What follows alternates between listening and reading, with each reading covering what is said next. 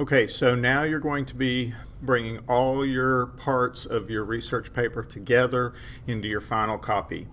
And so in the assignment for the final research paper, you're going to create a Google Doc, a blank Google Doc. You're going to do your heading correctly and set your whole page up. If you don't remember how to do that, go back to the video for part one and it will walk you through how to do that. So once we get that going here, I'm going to do it real quick.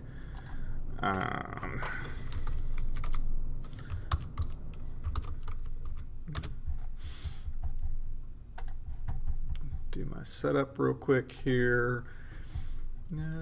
Insert page numbers. Then I'm going to go and double space and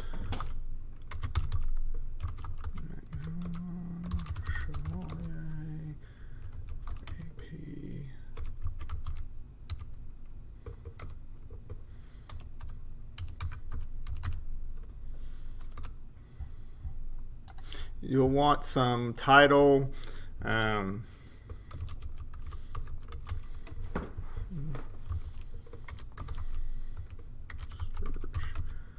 Paper, preferably a creative title, but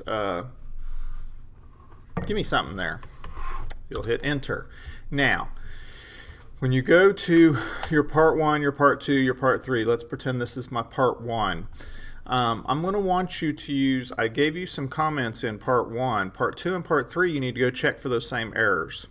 Because I did not mark those as far as editing them. Any mistakes you made in part one, you probably made the same mistakes in part two and three. So I treated those parts more as completion and I analytically graded part one. But I also want you, after you do those corrections, part one, part two, and part three of the mistakes you made that I pointed out, I want you to use and activate Grammarly. We installed Grammarly earlier in the year. If you didn't install it on the classroom, on the Chrome page, you can go to the Chrome Web Store and look for the Grammarly extension and install it. It's not probably active unless you've been using it all along. So I clicked on the little green arrow here. If for some reason, the green circle with the arrow inside of it, if for some reason it's not there, click on your extensions and you can then see, move me out of the way here, you can then see what you have pinned, and it should show up in this area, and you can click on it. You can pin it if you want to, but what I want you to do, because it's working a little funny right now, is you have your part one open. Down here, once you get Grammarly signed in with your Google account, click on New Document, which will open the Grammarly app itself. Then you're going to, ooh, that's not what I want. You're going to take your part one and you will highlight the whole thing. I'm just going to highlight this part right here because I don't want to do all these pages. And you will Control C to copy, or right click if you were smart enough to get a mouse, and then you're going to Control V to copy it over. Then it's going to be setting up goals, knowledgeable, formal, that's premium, you're wanting to inform. A lot of that stuff doesn't really matter. Done. Now you can go through and it's going to underline some things. In this case, I only took part of a word, so it's telling me that it's a spelling issue here. And I can take and it will suggest the word. Make sure that it is correct.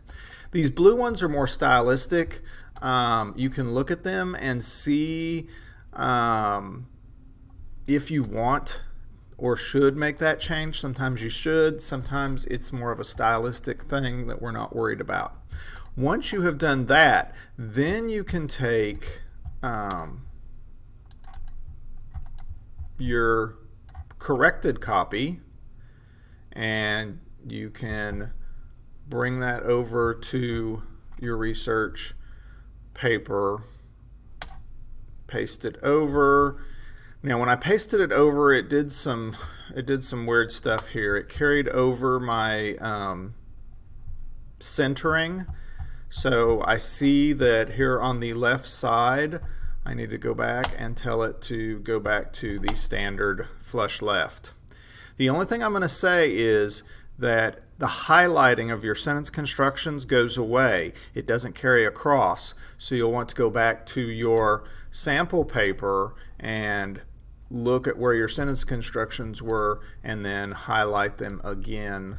I'm just clicking everywhere. Highlight them again on your final copy. There it is.